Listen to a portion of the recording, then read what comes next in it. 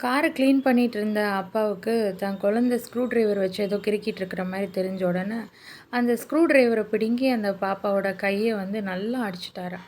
அடிச்சு ரொம்ப அந்த பொண்ணு வலியில துடிக்கும்போது ஹாஸ்பிட்டல் கூட்டிட்டு போனா, அவங்க சொல்லிட்டாங்களாம், "நீங்க அடிச்ச அடியில 2 எலும்பு உடைஞ்சிருச்சு. வேற ஒண்ணும் பண்ண முடியாது" அப்படின்னு சொல்லிட்டாங்களாம். இவங்க அப்பா, "ஐயோ! நான் இப்படி அடிச்சுட்டேனே" அப்படின்னு சொல்லிட்டு வெளியில வந்து நிக்கும்போது, அவங்க கார பார்த்தா, "ஐ லவ் மை டாட்" அப்படின்னு சொல்லி அதில எழுதியிருந்ததாம். ஐயோ! இப்படி இது தெரியாம நான் போய் அடிச்சுட்டேனே! என் குழந்தைய அடிச்சுட்டேனேன்னு சொல்லி ரொம்ப ஃபீல் பண்ணாராம்.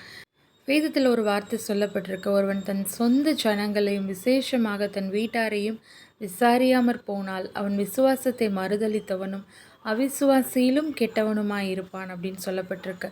நம்ம உறவுகள் நம்மளுக்கு என்ன சொல்ல வர்றாங்க, நம்ம மேல எவ்வளோ அன்பு வச்சிருக்காங்கங்கிறத புரிஞ்சுக்காம, அவங்கள வார்த்தையினாலும், செயல்னாலும் காயப்படுத்துறோம்.